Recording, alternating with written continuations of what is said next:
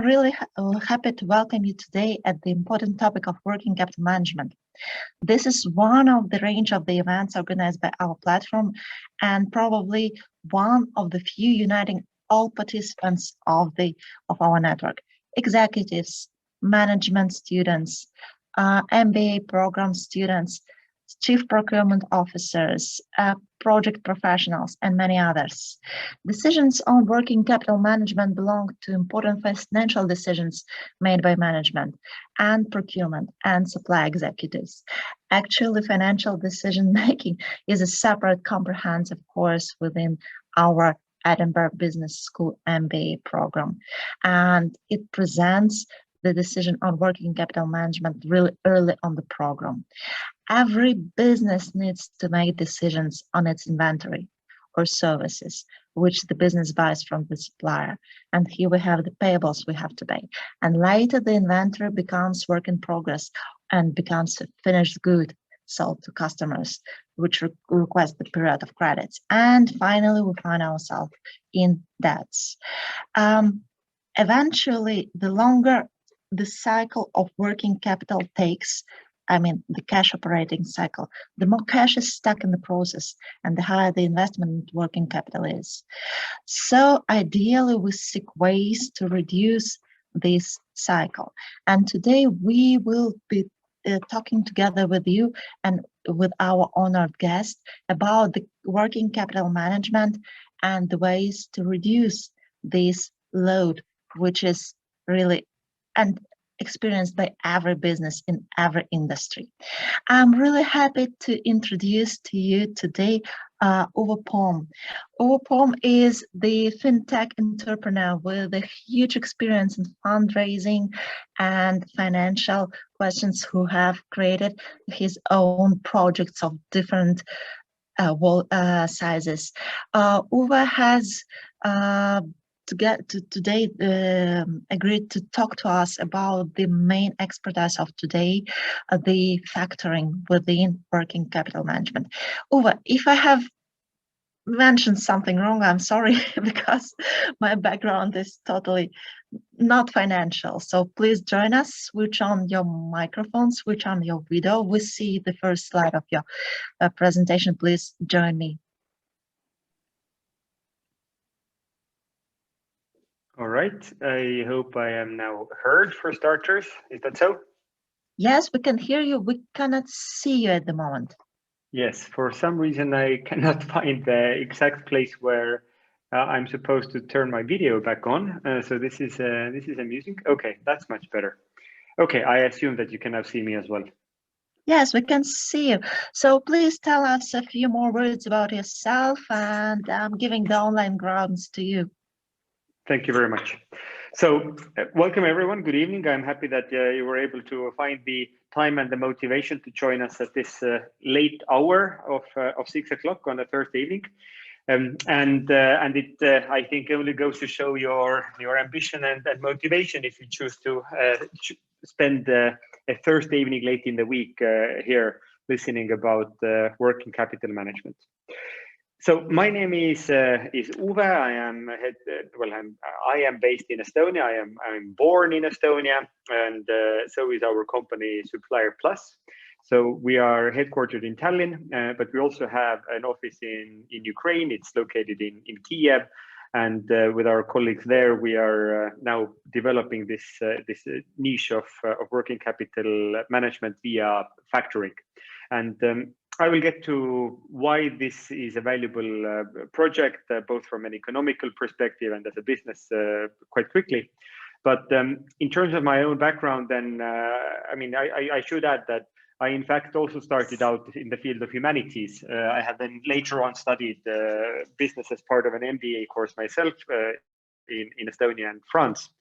But I approached this very much from an entrepreneurial angle, maybe not as an economist. And I hope that even though I have now for a couple of years dealt with factoring in quite some detail, I will be able to use some of my humanitarian background to make the concepts easily understood. I also have a tendency to speak quickly, so if it's really getting out of control, then feel free to hint at it or say it out explicitly. But I will try to pace down when necessary. So this is just a couple of words about me. I have studied education, I have studied business, I have studied political science as well, and my master's thesis was actually focused on national identities in Ukraine, which is not a financial topic. So this is my connection with Ukraine. I have lived in Kiev, but now I live in Estonia, and I work at SupplierPlus, where we deal with supply chain finance, or a reverse factoring is the other term. And what it means is that we connect big companies who serve as buyers on our platform, their suppliers, and then banks, and also actually non-bank financiers. In Ukraine, it's only banks, but outside of Ukraine, we have quite a lot of family offices and asset managers who are also interested in financing invoices on our platform. So this is what we do, and we have been doing it since 2015. And this concept is very popular around the world, really. So if you look at the growth of supply chain finance, then it is growing year by year 20%. And it's, I would say, a counter-cyclical product. So even though we have now had a recession or a lot of uncertainty that stems from the global pandemic, then this reverse factoring solution actually around the world has benefited from COVID, simply because how it manages risk serves the let's say difficult circumstances very well. And I hope you will get an understanding of why that is the case as a result of my course here. But now, introductions aside, well, I should maybe also point out that in Ukraine we are working with the USAID, as you can see on the logo here. So the financial sector transformation project has awarded SupplierPlus a grant, which allows us to take on educational activities such as this lecture over here. But now, introductions aside, I would like to go to the core topic or the lecture itself. And what we will cover today as part of the talk are these 5 topics. So starting out with the factoring market in Ukraine, and I think it will kind of paint a good picture of why the topic is quite hot for the market, and that companies can gain a lot of efficiencies in financial management as the factoring market develops. Then I will spend a few minutes on discussing working capital in theory, how it looks on the balance sheet, and how you can optimize it. And then we will discuss 3 particular strategies on how you can lower, grow, and outsource working capital. So this is quite an ambitious agenda for our session, which will last until 7:30. But we'll speed through, and I will focus on the most important bits. So this is the grand plan. In the meantime, if you have questions, feel free to shoot them here, as has been expressed several times. I have the chat open on my, on my right eye as well, so I'll try to keep up with any questions there. All right, so far so good, I hope. So this allows us to take a quick look at the factoring market in Ukraine. So I'm assuming that not everybody knows what factoring is exactly. By the end of the talk, you will have a pretty good idea, but starting with the market data, I think at least gives you an idea that something is wrong and something can be done about it. So factoring, for those who are, let's say, uninitiated, is also almost synonymous with invoice finance, or let's say that it is a subcategory of invoice finance products. And invoice finance products are in general used when there is a deferred payment period or a long payment period, let's say 30 days, 45 days, 60 days, when the supplier needs to wait for the invoice to be paid.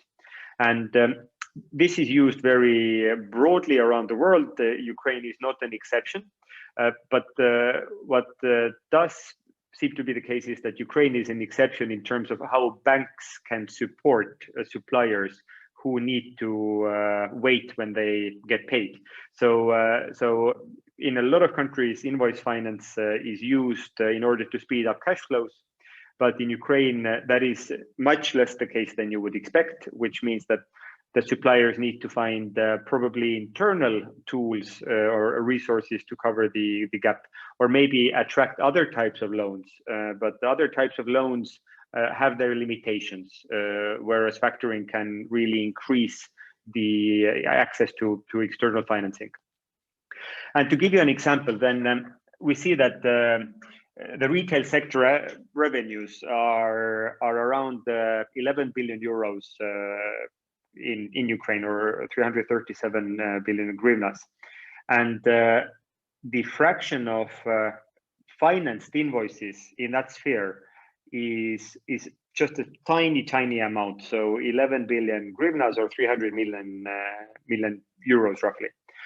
So if you think about the practices in the retail sector, retail is where factoring is very broadly used. It's such a typical instrument because the big retail chains, the grocery stores, the companies like Epicenter, K, and Leroy Merlin, they always dictate long payment terms. I mean, if you get paid sooner than 21 or 30 days, then you have negotiated extremely well, or you are somehow an extremely strategic supplier. But depending on the goods we're talking about, it can easily be, let's say, from 30 days for fresh products, and it can go to 90 days, 120 days when it comes to household chemicals, for example. So you can probably see why getting paid sooner could be a significant solution to the working capital problems that these companies have. So if you compare the retail sector factoring rates to other countries, then we can see that in Ukraine, it's about 30-40 times less in that segment alone. So 30-40 times more in other countries, factoring is used in the retail industry. So that's a big gap. Another way to look at it is that if you look at the table down here, then Poland has factoring amounts that have been growing very quickly. So you can see how around 5 years ago it was 39 million.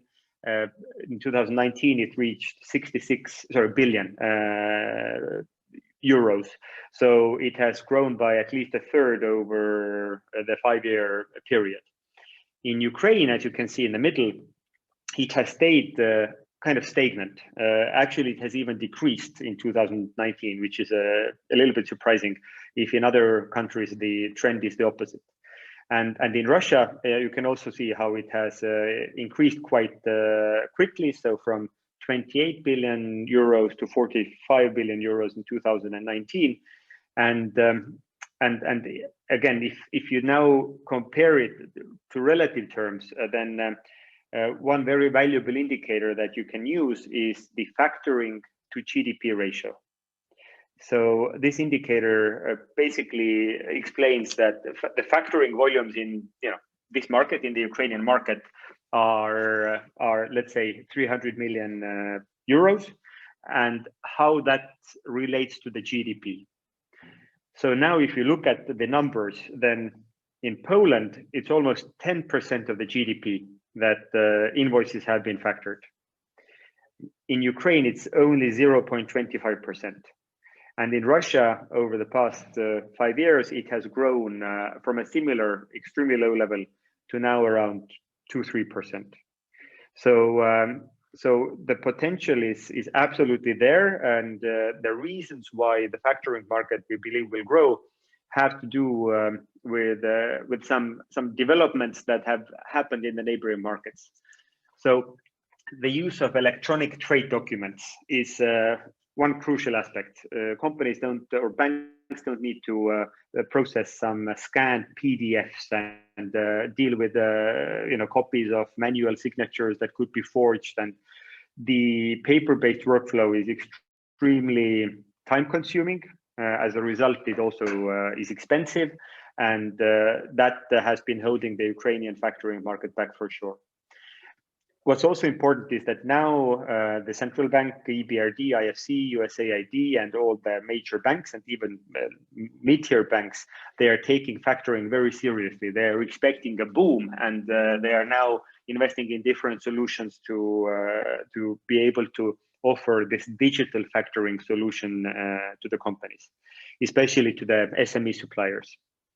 And the NBU rate has also decreased. You probably remember better than me that a couple of years ago it was 15-18% per year. Now it's around, well, let's say 7-8 or 7.5 for the time being.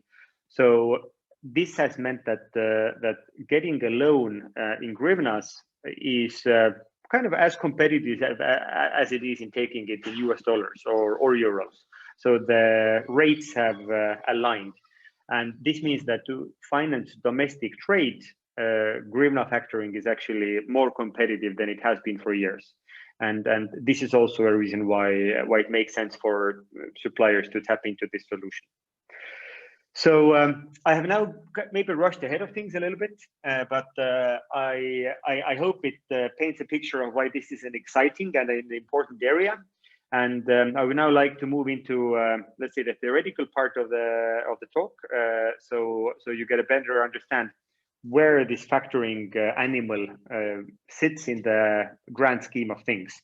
So in other words, how as a business manager, especially if you're involved with finances, how you can begin to optimize working capital with factoring, or in fact without factoring as well. There are solutions in both, let's say, or instruments in both categories. Okay, so if you have ever looked at a balance sheet, and especially the way it is presented according to these IFRS and GAAP regulations, a Ukrainian balance sheet looks a little bit different physically, but at least at the end of the day, it includes the same ideas. So working capital is essentially an indicator or phenomenon that shows current assets and liabilities and the sum of those two.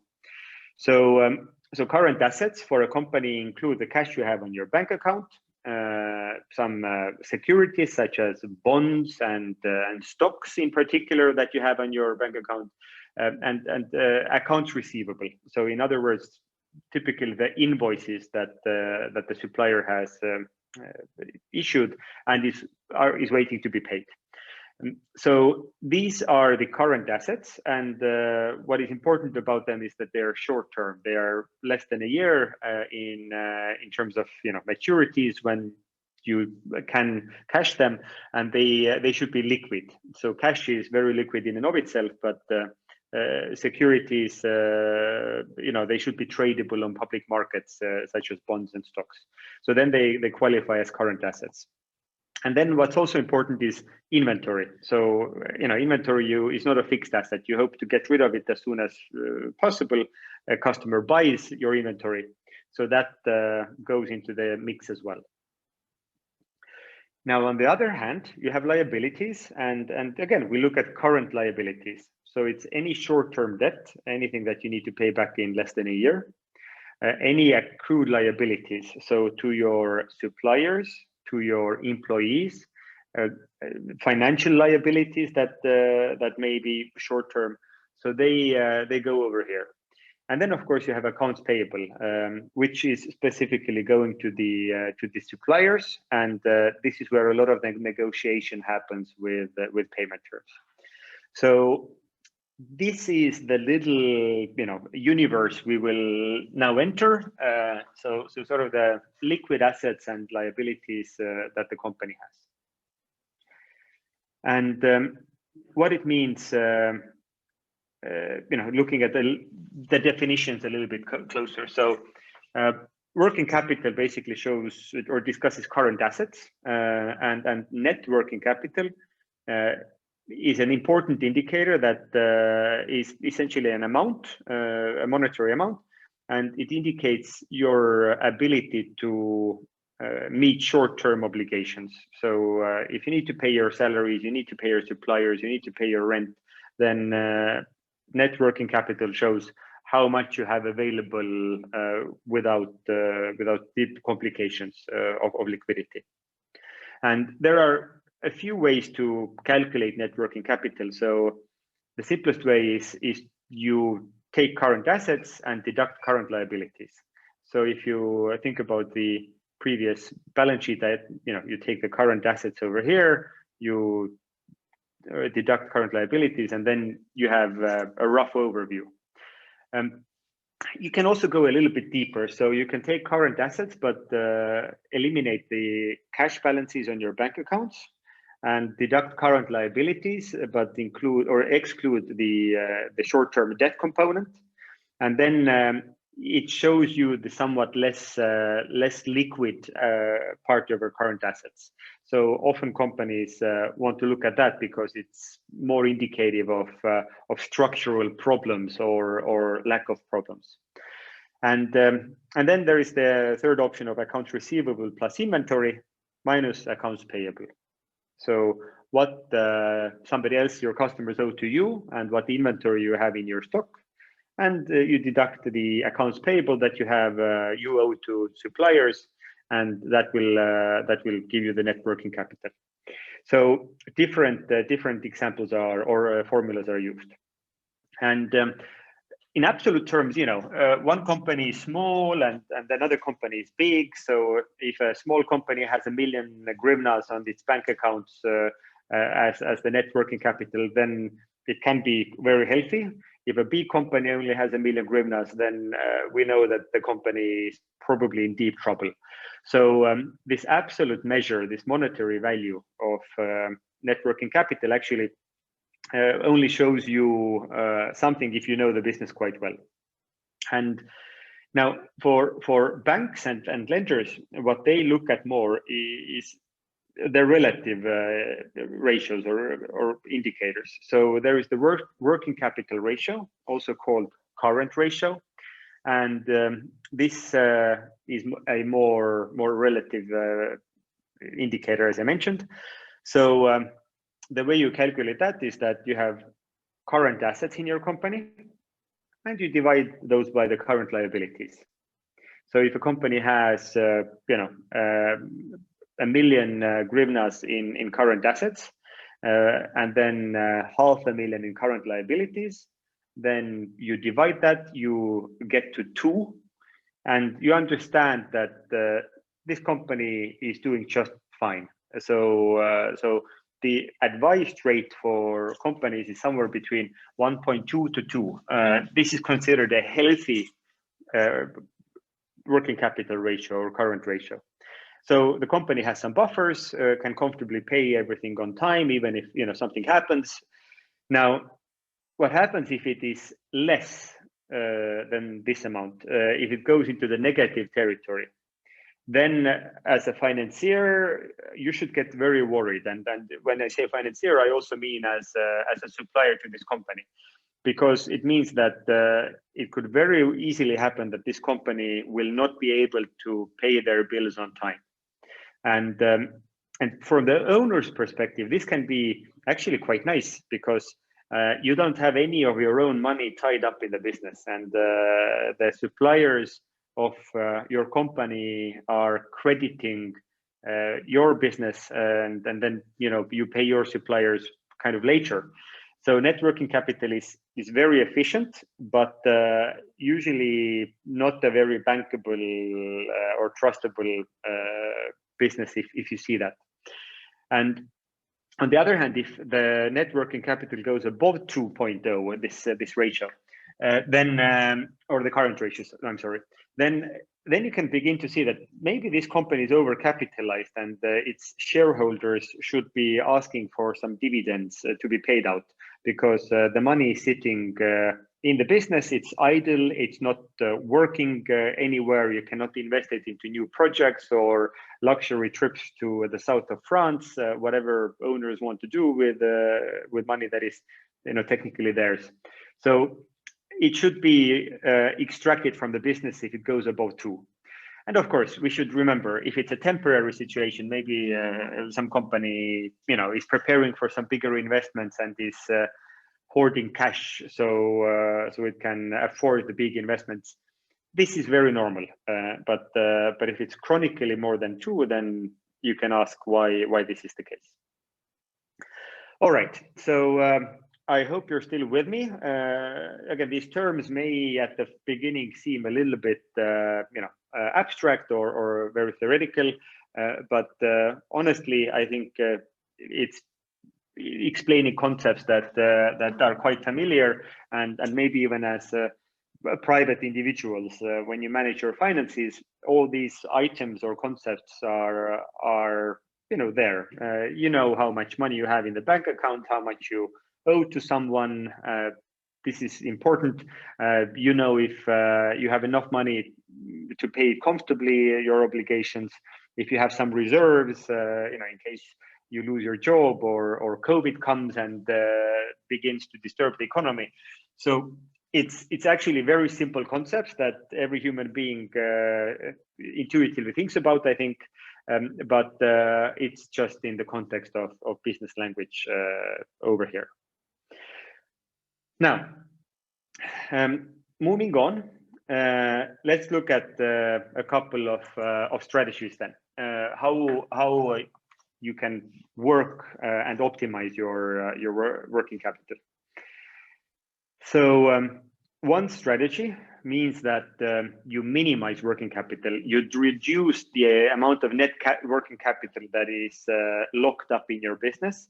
And this is a strategy that is meant to optimize cash flows. So maybe the owner wants to get more dividends or wants to invest in other projects.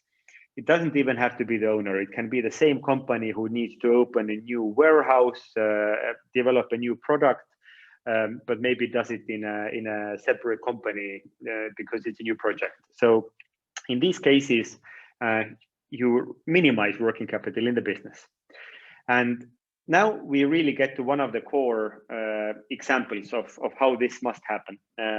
So this goes back to theory, but I will try to support it with some days and numbers here.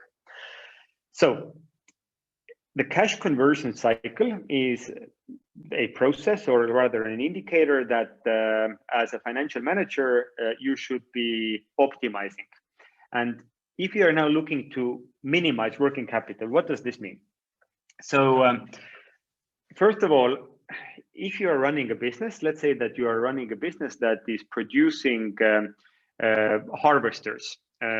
So in Ukraine, it's an agricultural economy. A lot of harvesters run around the fields in the autumn, and you're selling these massive harvesters.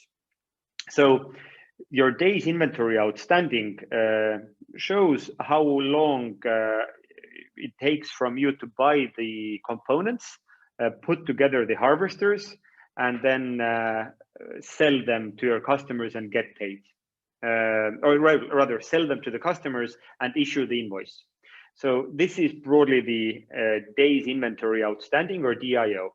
So you can imagine, if you need to buy a lot of components in order to produce the harvesters, you lock up money in the supplies, in the raw materials, let's say, and that is summarized by days inventory outstanding. Now, the second important component is days sales outstanding, or DSO. Days sales outstanding in human language, again, is something very simple. This is the average period, the number of days that you need to wait until you get paid.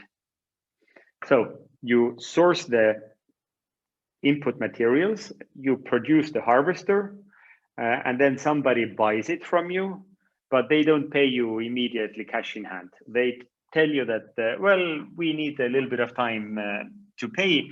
And let's say it's going to be 30 days, because this is just how we operate. And this is what you always discuss. For them, this is the payables outstanding indicator. For you, it's the days outstanding or sales outstanding indicator. Okay, so the number of days you need to wait to get paid. So if you now combine these two, then you probably get to maybe 100, 120 days, depending on the exact business, but it takes time to convert input into cash. So this is the first half of the equation, let's say. Now, on the other hand, you have days payable outstanding. So this is the amount of days that you have negotiated with your suppliers that they will wait for payment.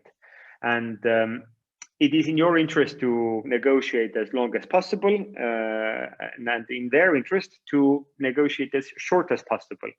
And in a lot of negotiations, this is a typical discussion that happens every time negotiations on supply and payment terms are taking place. And it's also something that influences the price, as you will soon see. So if you now look at all these components, then the cash conversion cycle here, CCC is the summary. You take the days inventory outstanding, you add the days sales outstanding, and you deduct the days payable outstanding, and you have the CCC.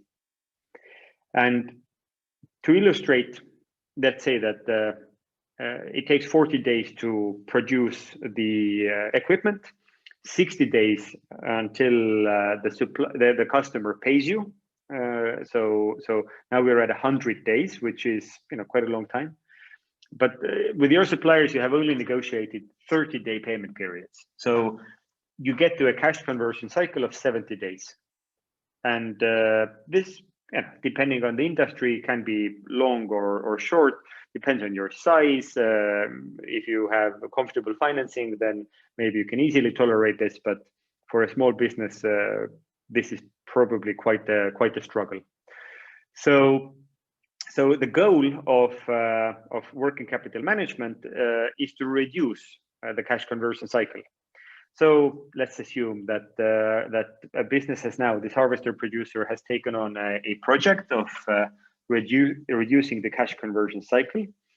So it is somehow magically speeding up the inventory indicator. So from 40, it is able to optimize the processes. So now it's 30 days that it takes to turn input into the final product. Then it enters some active negotiations with the customers and negotiates that we can only give you 40 days, and then not the 60 that you were used to. Maybe you need to give up in price a little bit, and this is always a financial decision that you need to make. What is worth it to you? Is it can you just impose shorter period and refuse? But you need to remember, then the competitor can offer longer payment periods and be more attractive as a supplier to the customers. So this is why you can't just brutally decide that now I will do it in 40 days and I don't care. So it's part of your offering. Then with the suppliers, it's a little bit the same. Let's say that it used to be 30 days, but you're able to negotiate with your suppliers that let's now do it 35 days. We will need 35 days to pay you. And the supplier will also ask, like, why should I tolerate that? And maybe you need to pay a little bit more to compensate for the extra period. Or if you don't, then the supplier might say that I cannot work at these long payment terms. My own working capital situation does not give this opportunity to me. So you always have to be a little bit aware. And the bigger you are as a company, the more you have to think about whether your suppliers are sustainable. So you can squeeze them very hard, say that we will now make 60 days. But if they will enter financial trouble, then they will not deliver their goods to you on time. And then you have a different kind of problem. So the supplier's financial health becomes the customer's problem at some point. Anyway, what happened to the cash conversion cycle here is that we moved it quite aggressively from 70 days over here to 35 days over here. And what I think kind of interesting is that the individual changes we made are not so big. So days inventory outstanding, only 10 days.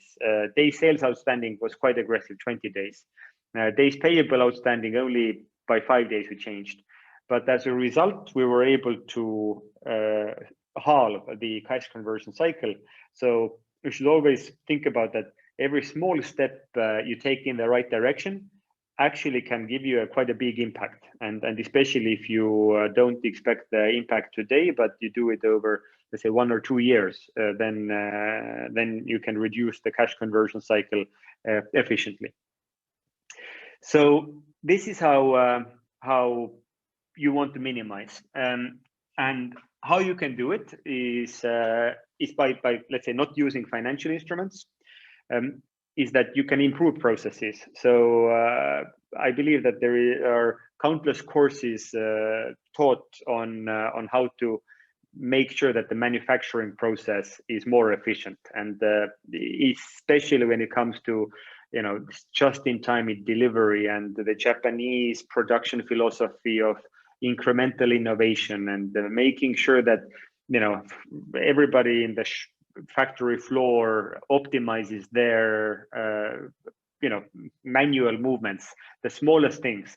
If you add up a number of optimizations, then you can actually have quite a big impact. And this can be done with investments in IT, especially manufacturing resource planning. Solutions are moving now to the cloud, and they become available to smaller manufacturers as well. So this is quite a big trend as we speak. Then there are the Six Sigma principles and consulting projects that you can do to optimize your processes, and then of course hiring more managers to handle the supply chain, to improve negotiations and processes with suppliers. So the bigger the company, the more effect these different strategies give. Then another example is to request consignment inventory from suppliers. So what this means is that you don't pay the suppliers upfront, but you pay only once the goods are sold. In Ukraine, Epicenter K is known for practicing this. So they tell the suppliers that ship us the goods, and only when we sell the goods do we start counting the days until payment. And then it's still, let's say 60 or 90 or something like this days. So this is used, and it's also used in heavy industry, where you need to ship huge quantities with big ships over, and you know that it will not be used like this immediately. So you need to give it a little bit of time, your customer, to realize the goods. So this is where it is used as well, but in a lot of areas that doesn't really apply. So not so easy to use, but you can request. And then of course it's a question of how quickly the supplier fulfills the order that you gave him. So if they are very quickly able to ship the product to you, then you can improve the days inventory outstanding. And if you can also, order from a supplier that is physically closer to you, then that helps. Or maybe you can help the supplier to otherwise speed up production. Especially if you have strategic suppliers, then you can invest some time and effort into optimizing their processes. So again, the luxury of bigger companies, really. What's happening a lot due to COVID is that large companies are diversifying their supplier bases. So you have one supplier in Asia, and this is maybe the cost-efficient option. But you have another supplier that is close to your factory, and you always order a little bit from them as well to keep the relationship going. And in case there is a problem in the supply chain, in the transportation stage, then at least you have one ready supplier close by, and you can increase volumes. So this is a very serious problem that a lot of companies have had over the past year, and the same with the Suez Canal blocking up. So it's important to have a diverse supply chain. So now we have discussed methods of this days inventory outstanding management. What else can you do? In days sales outstanding management, so your invoices that you are expecting to get paid. So you can always negotiate shorter credit terms, and this is one way that people are obliged to pay you faster. And then you can also negotiate higher late fees. So if anybody is late, you negotiate a penalty that the company can really feel. And this means that if the company has trouble meeting its obligations, it will prioritize your invoice over the other suppliers that it has. So these instruments are absolutely available and should be used. Then invoicing accuracy, especially in small businesses, you have your accountant outsourced, and the manager needs to do the invoicing maybe, or the manager is too busy and to dispatch invoices or give the accountant information that, hey, we fulfilled this order, and then the accountant doesn't even know that they need to send an invoice. So there is a lot of work internally that can be done to improve the accuracy of your invoicing and the speed at which you send the invoices out to your customers. You can definitely save 3 to 5 days by making that work.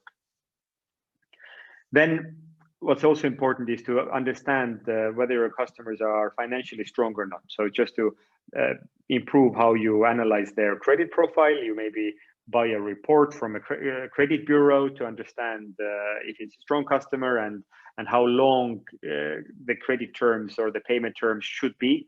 If it's a small company, you cannot rely on 60 days because the company can easily go bankrupt in the meantime.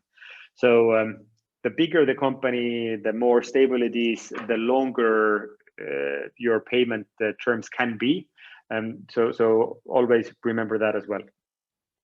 And then this is not rocket science here, but you should track whether invoices are paid on time and not just leave it up to Friday evening. If I have time, I will do it next to a beer. You should have a routine of checking, and there are many ways to automate it now that open banking is taking over the world.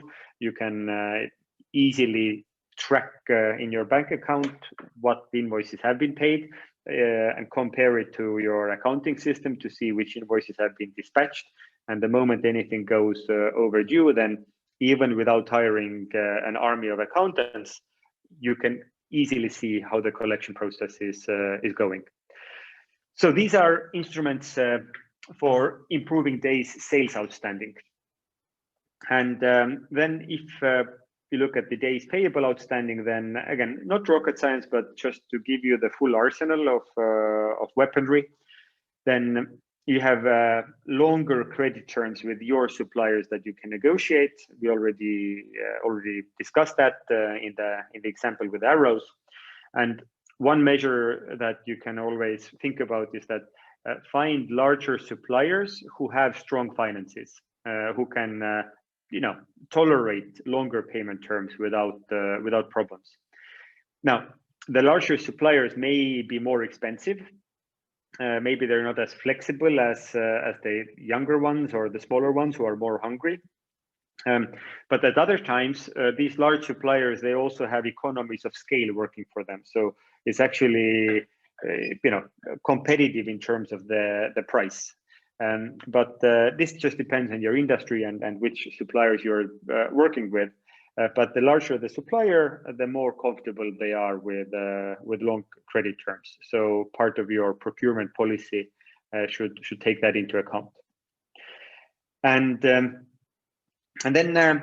that, I think, covers the minimization strategy quite well. So that allows us to move on to the maximization strategies. All right, so how do you maximize the liquidity in your system, the cash position of the company, and why you should even do it? We just talked that having less working capital is efficient, right? You can use the money for other initiatives and in the owner's interest.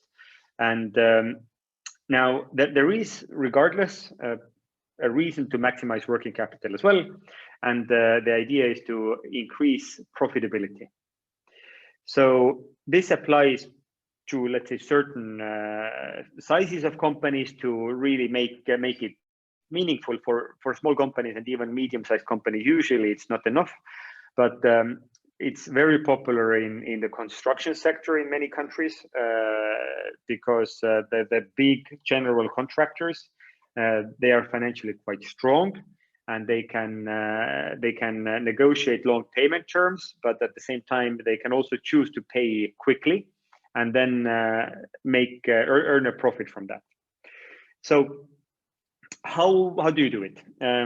Now, if you're a big company, or let's say at least medium sized, but the larger the better, then it is quite possible that you have access to very cheap financing. Let's say that you are a Ukrainian large company and you want to borrow money from a bank, such flexible working capital financing, then you will probably get like maybe 8 to 10% rates. And this is not available to everyone, right? This is available to you because you have such a good financial position. So what you do first is that you actually take out these loans, and you don't need them for yourself, but you take them in because you can increase profits. So what you can do now with this extra cash, you can stock up on goods. You can buy more harvesters or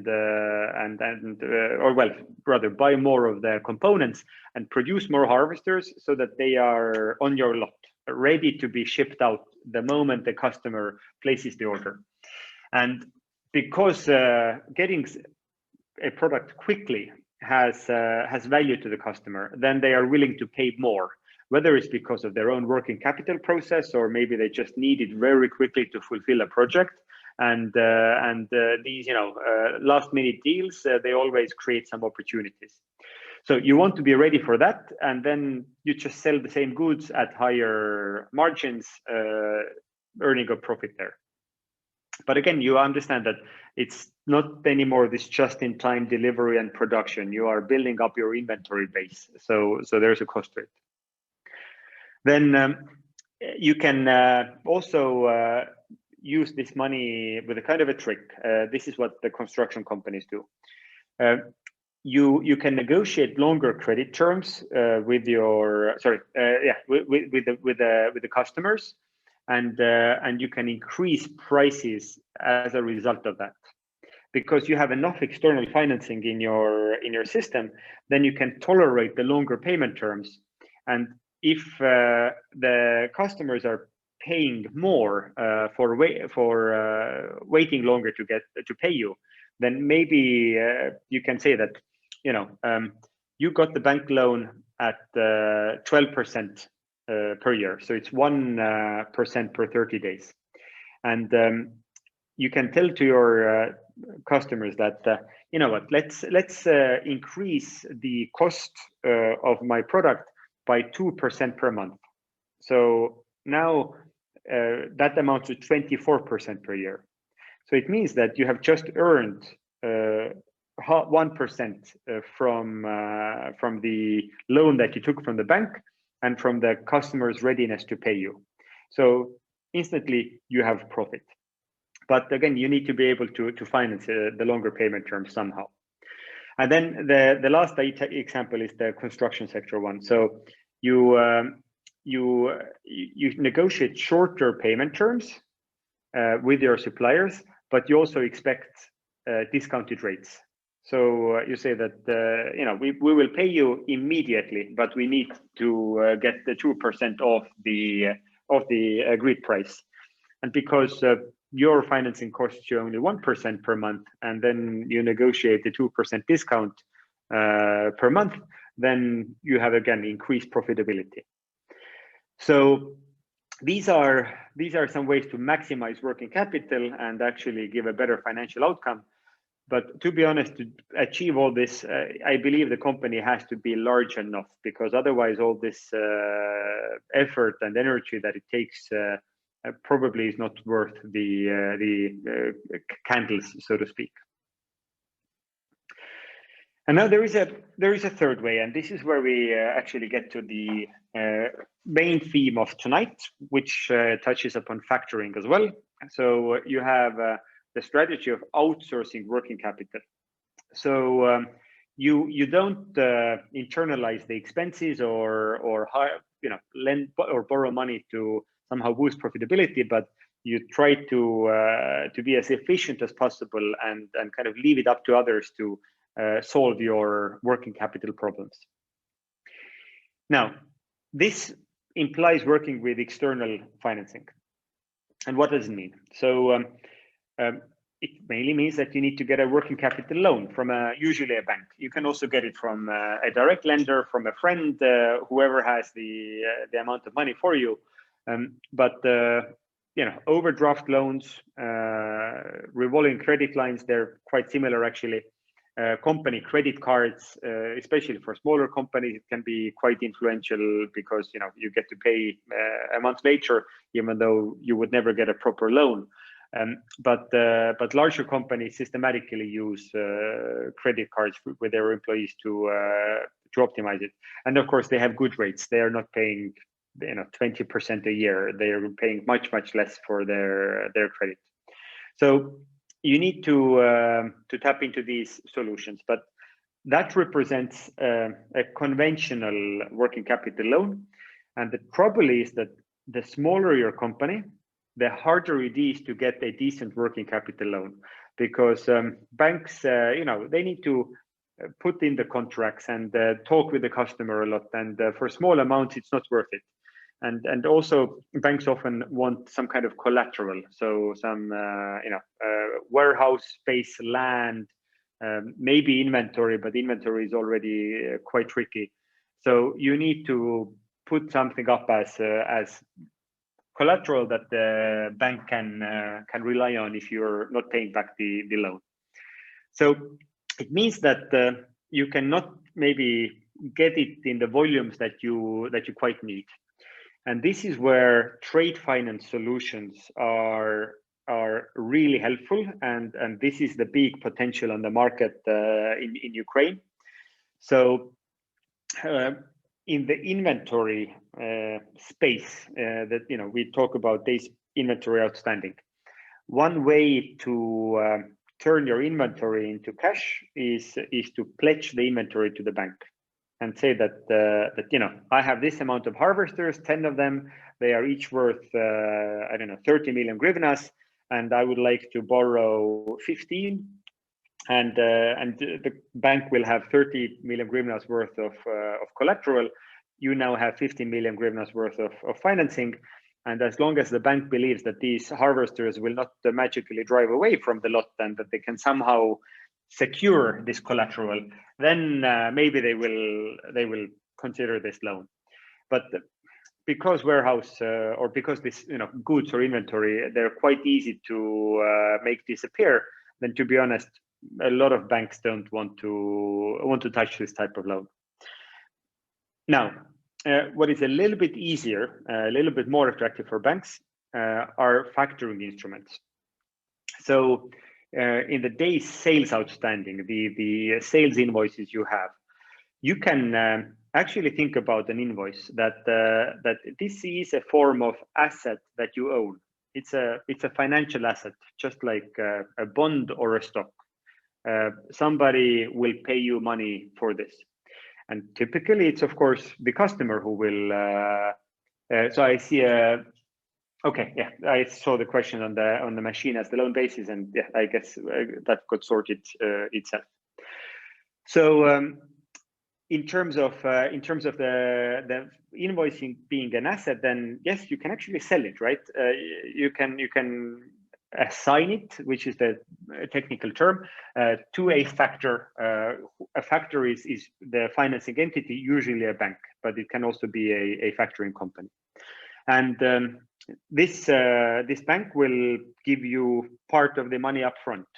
How much it gives you up front, this we will discuss shortly, but you cash the invoice before the official payment date.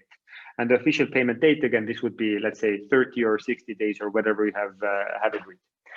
Now, it costs you money. So this is, in factoring, it's usually called a discount. So not an interest rate that is added on top of the loan amount, but it's a discount that is deducted from the amount that is payable.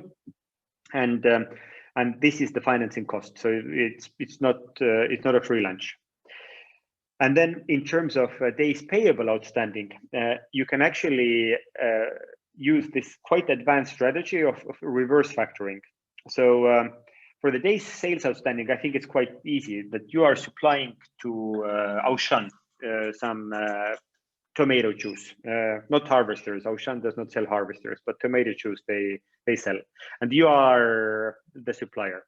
And then you go to the bank and say that every month I sell, 40, I don't know, 1,000 packs of tomato juice via Auchan, and I get something like, I don't know, 400,000 hryvnias for this every month, and then negotiate with the bank to pay you faster with this instrument.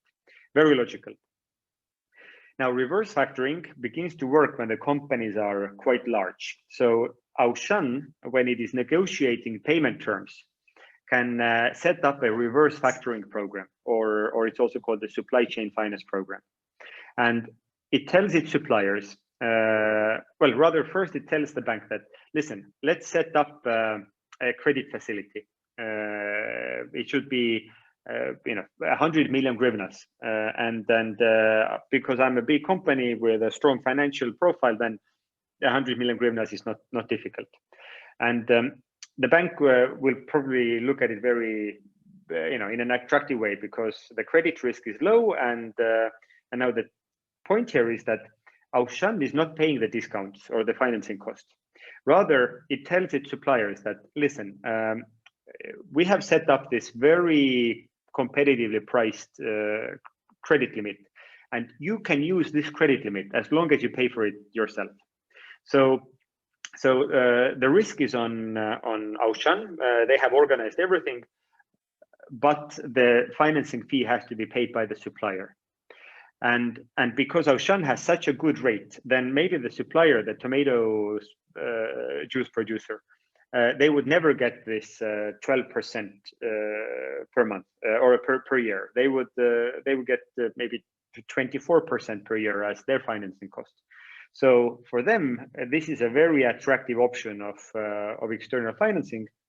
And now what happens is that if Auchan requests 60 days payment period instead of 30 days, then for the supplier, it doesn't really matter. They get a good rate, they get paid immediately, and they are happy. And at the same time, Auchan is happy as well, because the payment terms are quite long, and they have enough working capital at their disposal for whatever projects. There are different versions of factoring and reverse factoring, and that's something that we will not be able to discuss in a great level of detail today. But as a strategy, I hope you can see how regular factoring is a supplier-led initiative to speed up cash flows, and reverse factoring is something that strong buyers set up in order to negotiate long payment terms. And that's because large buyers, they know that if they don't offer this type of support, then they will cause more problems than necessary, and these negotiations will not go smoothly. If it doesn't really cost them anything financially, then why not do it? So I will introduce a couple of invoice finance techniques. We kind of went over them already, but to give you a somewhat more visual overview, then these invoice finance techniques, again, this is exactly what you use to manage working capital with, and there are supplier-led options and buyer-led options. So here the supplier goes to the, let's say, the bank, and well, not even to the bank, initiates a let's say an instrument, or wants to use it. So with factoring, we have now discussed, you go to the bank, you say, I have these invoices, the buyer is strong, and the bank looks at both the buyer and the supplier, and if everything checks out, why not start buying these invoices? Then suppliers can also offer what is called early payment discounting. So in case the buyer pays quickly, then it will offer a better price. And this you see quite often. So the supplier says that it's better for me to have the money in the bank, so I will give an incentive for my customers to pay quickly.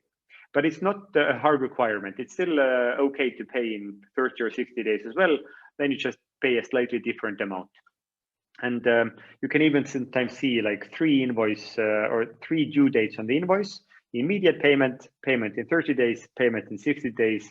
The buyer can choose what they want, but then the supplier gets, let's say, compensated for the extra time it has to wait for payment.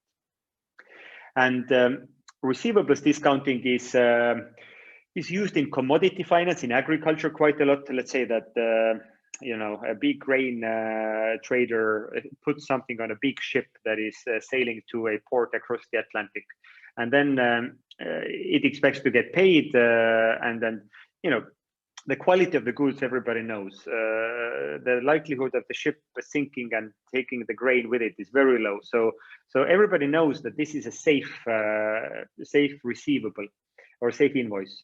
And then the grain trader can now sell the receivable to a bank, and the bank will get paid once the ship is across the Atlantic. And what is important is that here the supplier gets paid immediately, just like it does with factoring, but the amount or the payment is final. So in case something happens with the goods, let's say that the ship does sink, then the supplier is off the hook. In the case of regular factoring, there is what you call recourse to the supplier. So this means that the buyer, or sorry, the supplier is responsible for the ship sinking and the grain disappearing. So this means that, you know, the supplier should buy some type of insurance against this incident. But this with recourse to the supplier, or regress as it is called in let's say Russian, Ukrainian as well as Estonian, and then non-recourse or без regress. This is a crucial difference that that applies, and for the supplier, anything that is без regress is much more interesting, but it's not always available, unfortunately. Now, buyers can do the same thing. They can support buyer facilitated factoring. They can tell that, you know, whatever bank we use for your factoring limit, we will comfortably share data with them. We will give them correct confirmations that these invoices are correct, and now we will not take the full risk of payment. Still, like, you know, maybe some of the tomato juice that you supplied was somehow sour or deficient, or the packaging was off.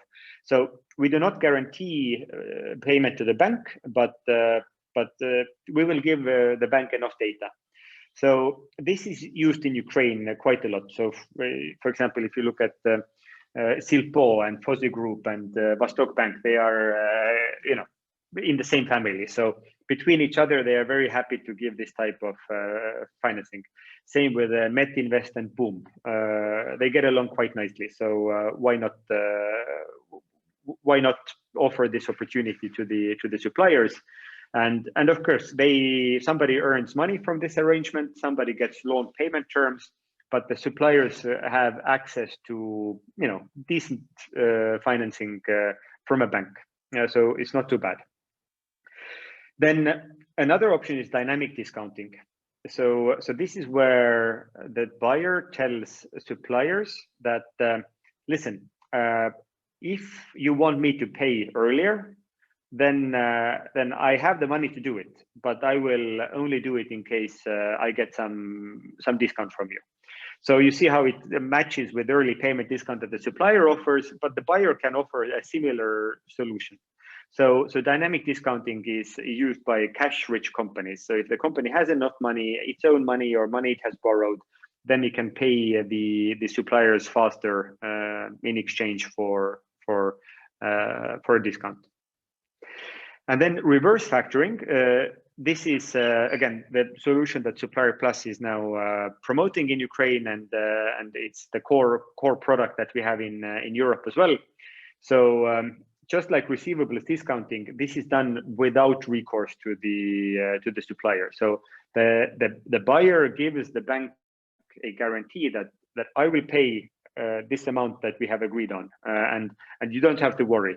Even if some of the tomato juice is sour and the packaging is bad and we don't get the goods, that's a problem I will sort out with the supplier. But the financier, the bank, can kind of take comfort in the fact that Auchan has promised to pay whenever the due date is. So for the supplier, it's an extremely attractive or competitive offering.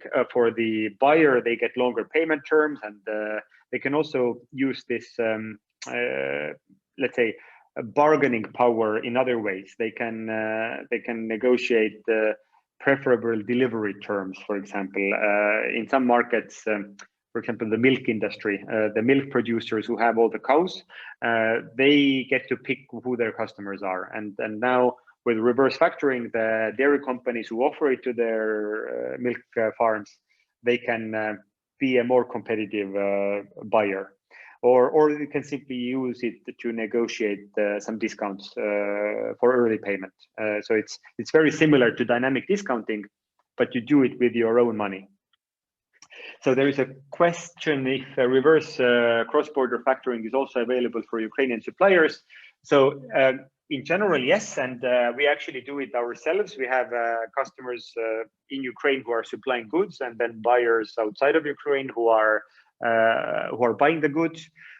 But you should remember that reverse factoring always depends heavily on the buyer. So if they are ready to do it, then you can offer it to customers as well, or to the suppliers. Now, what also is irrelevant is that let's say that there is a big company, Metro in Germany, and they want to buy some agricultural goods from Ukraine with this reverse factoring solution. The problem is that probably the bank that Metro is using to give this reverse factoring facility, they don't have interest or capacity to look into who this Ukrainian supplier is, because they need to do KYC, or this know your customer check. They need to do anti-money laundering check. They need to sometimes sign up the customer or register the customer with the bank. And this is such a headache if they don't have anything in Ukraine, that they will say that we don't offer reverse factoring on foreign markets. And that is actually quite a problem for Ukrainian companies who have strong customers in Europe. But there are also programs where this is possible. So in this case, there's the second question. So in this case, double factoring model looks like more feasible, export factor in Ukraine and import factor abroad. Yeah, the double factoring solution is absolutely usable. So in the double factor model, what happens is that, let's say the local Ukrainian bank makes sure that the supplier is decent and all the documents are in order. It maybe also buys the receivable from the supplier. Then the factoring company has a foreign partner. We have now a couple of them, one in South Africa and one in America for our company. So there is another factoring company in another market who checks the background of the buyer and maybe requests the confirmations for the invoices. And then the Ukrainian factor who bought the invoice from the supplier can sell it to the foreign factoring company, or even directly. It doesn't matter, but it's a kind of a version of trade finance. So trade finance in banking is very typical for these large volumes, but banks, they tend to have quite high minimum volume, let's say, thresholds. They want to have a long ongoing business that is worth to invest time and money in, and then it works. But factoring companies can maybe, let's say, be more flexible and service lower volumes as well. So both options are on the table. But I would argue that reverse cross-border factoring is one of the most efficient forms of trade finance and export factoring. So it's very lean as a structure. as long as the platform can do it. And then our company's idea is to exactly be able to onboard suppliers from anywhere. We cannot deal with Cuban and Iranian and North Korean suppliers for some reason.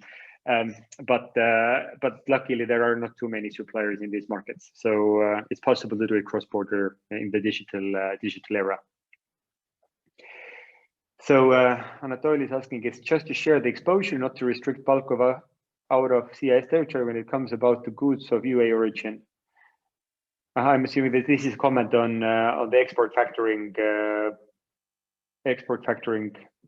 operation. Anatoly, I'm sorry, I can't exactly understand the question. So if you expect me to answer, then feel free to reformulate it. But let's move forward. I mean, at a high level, I have now described most of the aspects of these supplier-led and buyer-led initiatives. But it's worth remembering that for supplier-led factoring, then the ultimate credit risk is on the supplier. So the supplier has to be more or less a bankable company. And what happens is that the invoice is sold to the bank, and the owner of the invoice changes. But because you never know if the buyer will pay the agreed amount or the invoiced amount, then the bank leaves room for reserves. So 70 to 90% is the advance amount that is paid immediately, and the balance is paid then after the buyer pays the invoice in full, and then the transaction is closed.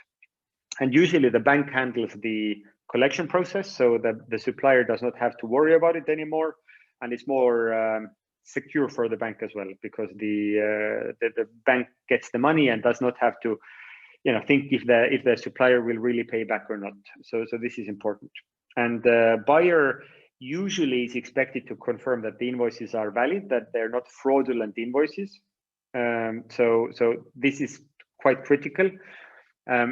You can do it other ways as well, where the buyer is quite passive. So maybe you have some delivery notes that the buyer has signed, and you'll know that this is a real order. And sometimes companies do confidential factoring, so the buyer is not informed at all. But the supplier, still sells the invoices to the bank. But this is not a very healthy practice, and it's usually happening if the buyer has prohibited factoring, which in Ukraine happens often enough, unfortunately. So the buyer does not have a critical role. And in the buyer-led system, the buyer assumes a greater role for the factoring operations, especially as it comes to sharing data and being collaborative with the bank. But again, the ultimate risk is on the supplier. So this is it's nice if the companies are already doing it, then it allows the buyers to extend their payment terms if they begin at this level. And then these are just visualizations of the two instruments that I used. But I think now that we have gone through most of the stages or products, well, allow me to summarize before we get to the formal questions. So just to understand how the factoring instrument workflow happens. So the supplier sells goods and services to the buyer, then issues an invoice, then sells the invoice to the factor or the bank, gets early payment, and then let's say the waiting starts. Then the buyer sells or pays the invoice to the bank on the due date, and then it kind of depends on when exactly you have the settlement and repayment happening. So sometimes it's done so that the factoring company gets the money, keeps the reserve, and then transfers the balance to the supplier. But sometimes the supplier gets the money and needs to pay the bank. So both options are on the table. And then when the financing cost is paid, this is usually at the end of the arrangement. And the buyer's facilitated factoring, you see how the buyer initiates the facility, but the credit risk still sits over here. But with the reverse factoring, then actually the credit risk shifts to the buyer as well. So everything is kind of the same, but the red arrow moves to the buyer, and this we argue is one of the most competitive options for the market. All right, so this is where I wrap up my rather long monologue. We still have 10 or so minutes. Allow me to look up the question that was submitted in Russian. Uwe, thank you very much for your introduction into working capital management and quite in-depth lecture. It actually covered all of the questions I had previously myself towards this topic. We have a question in Russian in the chat, and let me translate it for you. Uwe, could you please let us know what are the parameters under which the company or the bank factor will assess our company to provide the services of factoring? So, I mean, usually the bank will first of all look at the supplier, if it is a decent company, if the owners are okay, if it's not sanctioned anywhere, some elementary questions. And then because the risk is on the supplier, the credit risk to ultimately pay for whatever happened, then you need to analyze the financial statements as well. And if you deem that the bank is, or the supplier is financially strong enough, then that's good. And this is exactly where you look at the current ratios to understand the profitability of the business, the EBITDA, very typical credit analysis that is done. Now, in addition to, let's say that the company is just requesting a working capital loan, then, I mean, the bank will maybe also look at who the customers are and if it's in a good business, it's a growing area, so all these things. But with factoring, the focus on the company's customers is really much greater than usual. So it's looking at the buyers of this company and assessing how strong they are. It is also going to look at what the reclamations or set-offs are, what the payment behavior of the customer is. There are some companies who are big and strong, but they don't pay on time because they don't want to. And this, of course, means that the bank does not want to touch this or will, be more careful about this arrangement. So in factoring loan applications, the bank always requests information that is quite detailed about the buyers and the accounting and payment behavior. And it wants to, if it's your bank, then it can maybe see the payments in your bank account, but it will still want to see the sales invoices and match the payment behavior. So it takes quite a lot of work. And this is why you only start to do it if it's interesting enough from a volumes perspective. Factoring companies, and in Ukraine there are not too many, but there are some, they will look at smaller deals, but of course it's more expensive. I mean, part of it is natural because it takes more work.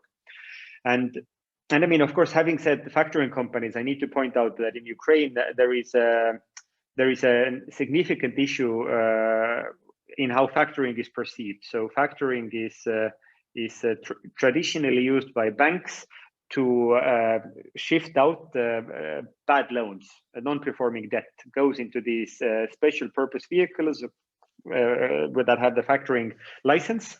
And I mean, a debt is a debt. If it's paid on time or not paid on time, it's still debt. So that is fine. But this factoring that we are discussing today, what we call trade factoring, is unfortunately quite underdeveloped. And right now, the National Bank of Ukraine is developing this direction to kind of regulate factoring and bad debt management slightly differently. And it will allow banks to have less provisions, capital provisions against factoring limits. So it should allow banks to more freely finance factoring volumes. And when this correction in the regulation takes place, that will be one boost to the company. Thank you greatly. Thank you for the question. I hope we answered the question. I invite all the participants, we invite all the participants to post questions in chat or ask them directly. Meanwhile, I also have a question to you. Actually, you have answered the question of not quite positive image of factoring right now, just the way. And I would like to extend this to the question of actually at the moment during the challenging 2020 and at the beginning of 2021, there were increasing amount of defaulting companies. So our customer or our supplier can become default and in no matter. And could you tell if the approach suggested helps the company facing such an issue? And often factoring is perceived as a costly service against the other against other factors. What is your perspective on it? So in other words, if it is a good instrument to somehow protect yourself against bankruptcy, yeah. I mean, it depends on the type of bankruptcy we are talking about. Sometimes, I don't know, people could not go to restaurants. I mean, this is not a great factoring example, but the number of customers dries up. So the company has zero revenue. And in this case, factoring does not help. So factoring helps only in the case you need a bridge, right? It's a type of financial bridge. So what it means is that you have customers, but maybe your customers are in a bit of financial trouble because their cash flows are more problematic, and even not more problematic, but their bank they cannot get bank loans anymore so easily, and they are maybe forced to decrease or increase payment terms. Then as long as they are transparent about this increase, then the supplier can kind of go to the bank and also say that, now listen, I have longer payment terms than I used to, and are you willing to take this type of risk? So, I mean, ultimately it can happen that it even avoids bankruptcy, in some markets like in Estonian construction, this has happened quite a lot, that now that companies have more trouble than paying their invoices on time has become an issue. And then factoring, I think, has helped many smaller construction companies to stay alive. But it's not a magic bullet. So, only if you have strong customers and you are still a decent company yourself. We have a few other questions here. So there, Anatoly is asking about level of finance credit pressure. So this is so technical, and I'm not a credit analyst by profession, so I will not personally address that question. But with my colleagues, I'm sure we could look into that. And then Yelena is asking about letter of credit versus factoring, what you would choose. I honestly think that, how should I say, it depends on your volumes and the pricing. Factoring tends to be a little bit easier to set up because you don't need so many counterparties, but only in case, especially if you have international trade. But then it requires export factoring to work. So factoring, especially export factoring, only kind of makes sense if the buyer is giving you the confirmations of the invoices, and you can give the bank the documents. And a Ukrainian bank will not know much about the credit rating of a foreign buyer. So then the bank is not really in a good position to service these customers because it just cannot make the assessment. So yeah, factoring, I think, is easier and cheaper, but not so accessible as letter of credit. And this, by the way, brings me back to the question of the cost of factoring as well. So a regular loan where the company puts up collateral will be much less risky for the bank and much cheaper. You give 30 million hryvnias, ask some harvesters, well, not harvesters, but some land as collateral, and it's running for 1 year. You don't need to almost touch it at all. So it's very easy to give a low risk, low interest rate loan that is regular. factoring, trade factoring in the classical sense, as long as your processes are based on paper, it takes a lot of effort from the supplier to provide the documents, from the buyer to give the confirmations, and from the bank to process all the documents. So it only makes sense if the volumes are quite huge and the company does not have collateral to provide against the regular working capital loan. So of course it's logical that it has been expensive historically, but luckily what is happening today is digitization of trade. So you have more electronic delivery documents, more electronic invoices if they are used in Ukraine, not always, but there you can sign everything online with ECP. So which means that legally it's valid to the, it's better than the copy that you used to have. You used to have some copy, you don't know if it's original or not. Now the original, the bank will see it just like everybody else. And you can automate the entire process. And it's taking time. Our platform in Ukraine is already, a platform where you can do digital factoring, but we are still working with companies like Edin to make sure that the trade documents we can retrieve online as well. So this is a big step that we are looking to go towards. So we have exactly 1 minute left, but there are a few more questions. So Maria, it's up to you if we take these questions or do we finish? Yeah, let's take these questions and then finish. Okay. I have one question in Russian. Would you like me to translate it for you? Yes, please. So Ludmila thanks you for answering the previous question and asks to share some examples of application of factoring, I guess in Ukraine. And she asks about the application in non-commercial sector, probably an NGO. Oh la la.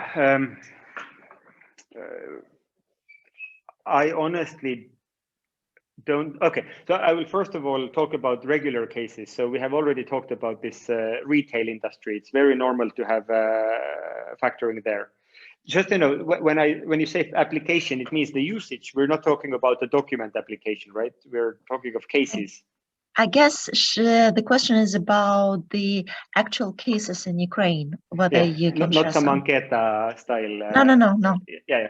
Okay, so retail, everybody who is supplying goods to supermarket chains, this is typical, and then it's working. From my experience, I know that with foreign retail chains, it's working quite nicely.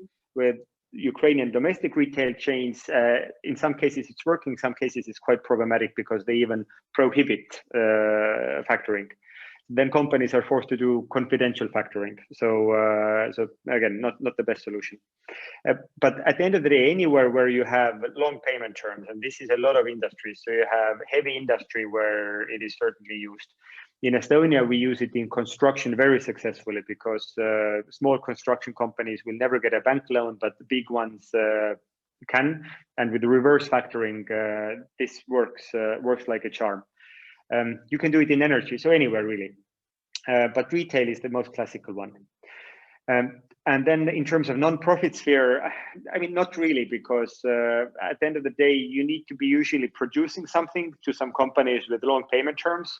And I mean, technically, of course, you can work with your donor and get a grant and factor the payment there. But this is a tiny market that is difficult to service. So I don't think that it exists in the non-profit sphere. As far as I remember, there's the other question. Mm-hmm. Yes, go ahead. As far as I remember, one of the cases used locally is McDonald's, right? They seem to have used it. McDonald's has a buyer-facilitated factoring program in place from a couple of years ago, but from our discussion, it turns out that it was not very broadly adopted, because at the end of the day, what happens is that a lot of these big international companies, they have big international suppliers. And if you offer them hryvnia financing at 10 or 15% a year, then these big international companies look at how cheaply they can borrow money from their parent companies in Europe. And it's not 10-15% a year. It's 1-2% a year. So between big companies, this regular factoring did not make any sense. Thank you. Do you have some questions asked to you directly? I mean, only here. So some constraints in favor of export factoring is weakness of Ukrainian financial institutions to take the meeting request to cover trade receivables on the foreign supplier side. So again, it's a little bit, I can't focus enough right now, but if it's a technical question, I mean, the administrative effort of getting invoices confirmed, then this is one problem. The second question is to get insurance. So there is a big problem for Ukrainian banks that there is no real credit insurance provider in the market. And now the government set up the export credit agency. So this will have the mandate to ensure the credit risk of export customers. And this is a very healthy sign for the market. I think it could become more powerful. So I think it started a couple of years ago, but this is the solution. Of course, an even better solution is if you have comfortable access to credit insurance on the open market, but these big insurance providers, they are very picky about who they service. So not many examples that I know in Ukraine where a bank would get the credit insurance from these big insurance providers. Yeah. Thank you so much. We seem to be running towards the end. And at the moment, I have several questions from our participants, whether we will share the recording or the slides. I would like to assure you that we will definitely share the recording of this event to all those registered. We will send the follow-up of this event with the details of how to access the recording. And you can sign up to our YouTube channel where you can find all of the events we hold. We are really thankful. Uwe, thank you so much for digging deep into working capital management and factoring and answering all the questions you have. Some of them were not really easy, seems to me. Thank you very much as well. It's my pleasure to use this opportunity to promote factoring as such. I think it's really crucial for the market. And if we find any customers for us, then we are very grateful as well. Of course, our general manager in Ukraine is Mr. Oleksiy Aniper, and you can reach us both at these contact details. So as I said, we are a licensed factoring company in Ukraine and can offer these services. We're not a typical financier. We're not a bank. We are a financial technology solution ourselves, right?